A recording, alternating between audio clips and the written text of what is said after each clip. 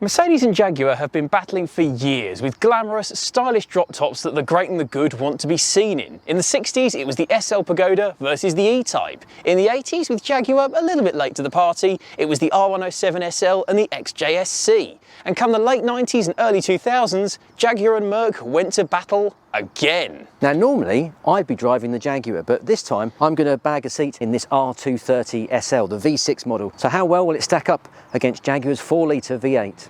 Let's see.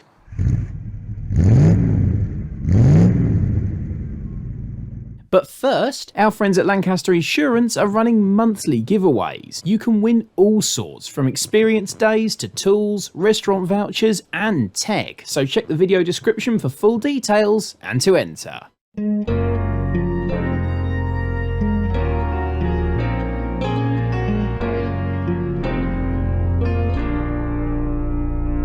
The Jaguar XJ-S was fabulous. Right up to its dying days, there was something about it that just made that car special.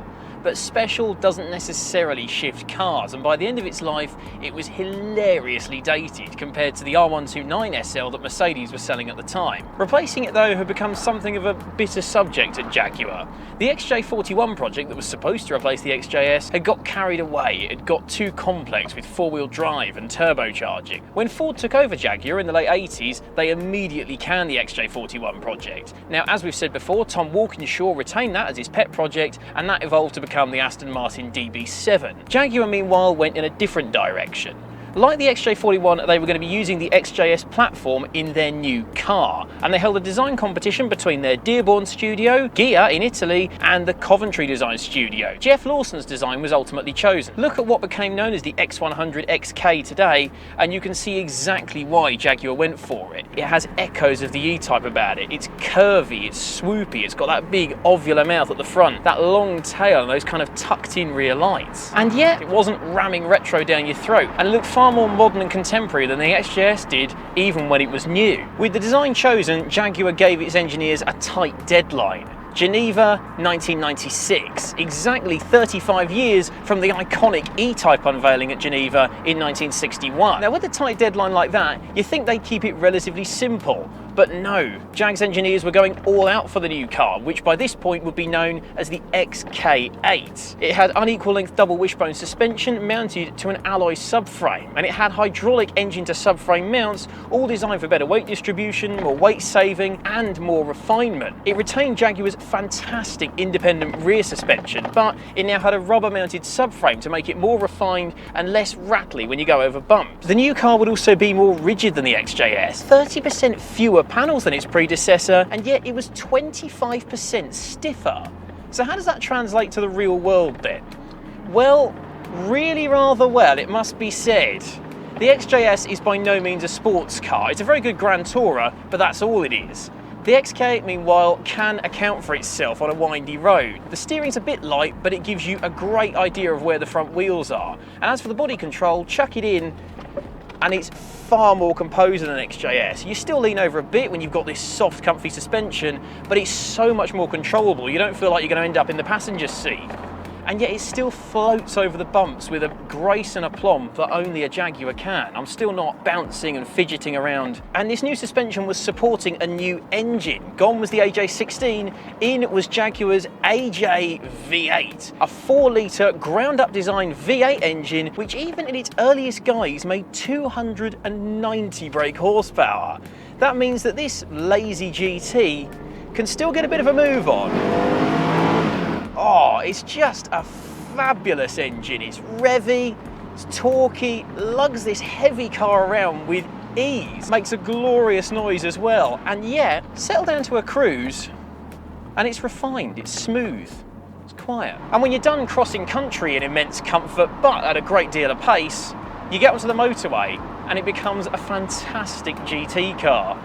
Even as a convertible, it's refined and quiet, and it settles down to being this incredibly refined beast. And when you are cruising, you get to enjoy the cabin as well, another element where the XK8 had unashamedly taken inspiration from the E-Type. What Jaguar coined its Spitfire wing dashboard that goes the whole width of the car pretty much uninterrupted and has a lovely arc to it. You got Jag touches everywhere, lashings of leather on every surface from the steering wheel to the door cards, the seats and the centre console, and wood everywhere you look. And practicality was an XK8 trait as well. Not only did you get 4 seats, although good luck getting anyone bigger than a newborn baby in those back seats, but you got a massive boot that was well spaced out to take 2 full bags of golf clubs. So the XK8 then was an all-round winner. It was stylish, glamorous, comfortable, fun to drive, practical, surprisingly economical, and a massive step forward in technology, quality and reliability over the archaic XJ-S. Jaguar sold 90,000 of these cars. It's a wonderful thing, the XK8, and Jaguar had truly brought themselves into the modern age.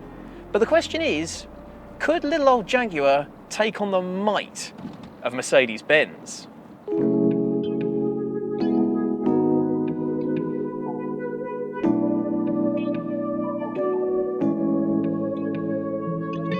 Is there anything more iconic than the Mercedes SL lineup? It's a model that probably truly defines the Stuttgart brand. The R107, of course, was then replaced by the slightly more chiselled looking R129 edition in 1989. The Bruno Sacco styled shape was effectively based on a slightly shortened W124 platform, and it really moved the game on for Mercedes. It was a much more modern design. And come 2001, Mercedes were ready to move the game on again, and they unveiled this, the R230. So there was a lot of added technology. There was brake-by-wire, there was adaptive cruise control, the electric folding metal hood could retract in just 16 seconds. There was the command system, a tele-aid system that could ring the emergency services in the event of an accident. And crucially, they ditched that chiselled styling for a much more curvaceous look that was very much Mercedes design DNA in that early noughties phase. And while some people probably still preferred the more Teutonic lines of the R107 and R129, I personally really like the curvaceous styling of the 230. It's got some lovely styling touches. I love the curved haunches, those sort of side vents that probably offer no practical purpose whatsoever, but they still look fabulous. The interior follows very much the exterior design cues. It's very curvaceous, but it all works beautifully. I love the ergonomics, I love the layout, I love these clear dials, very much trademark Mercedes electric seat controls up on the door here that mimic the seat itself. And while in an R107 you probably should go for the V8, if for nothing else than the noise, the R230 in V6, guys, is actually perfectly acceptable.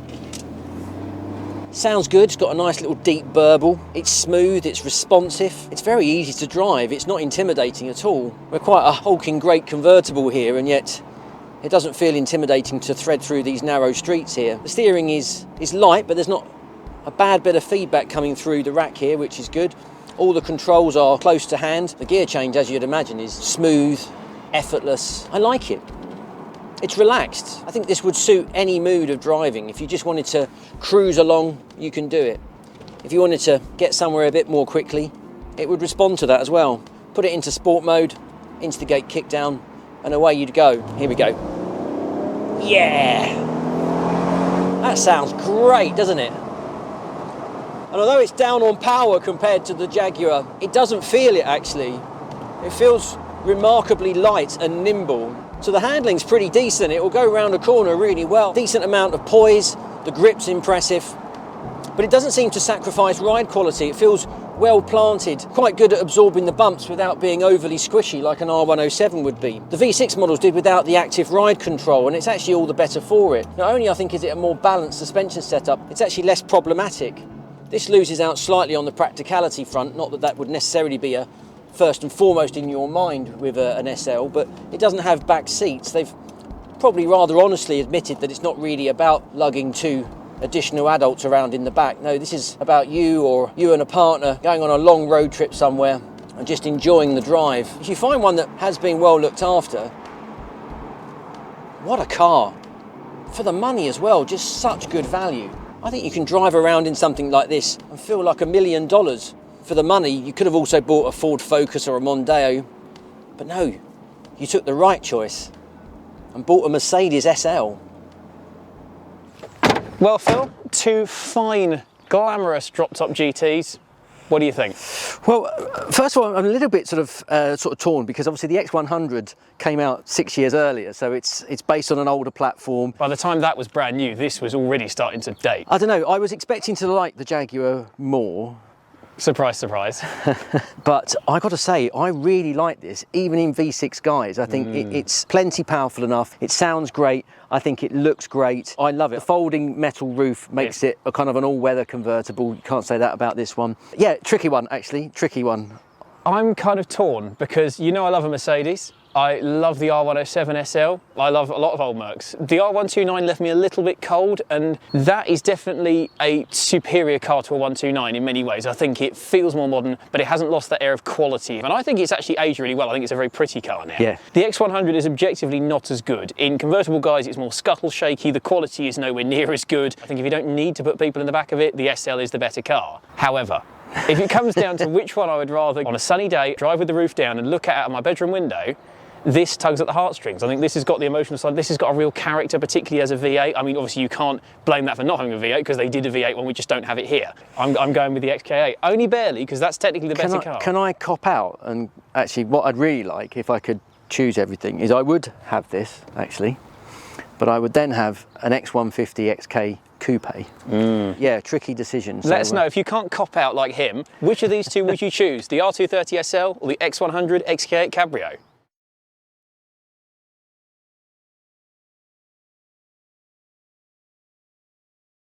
This video is proudly sponsored by Lancaster Insurance. Give them a call on 01480 400 889 for an insurance quote on your classic car. And don't forget to click the link below to enter their latest competition.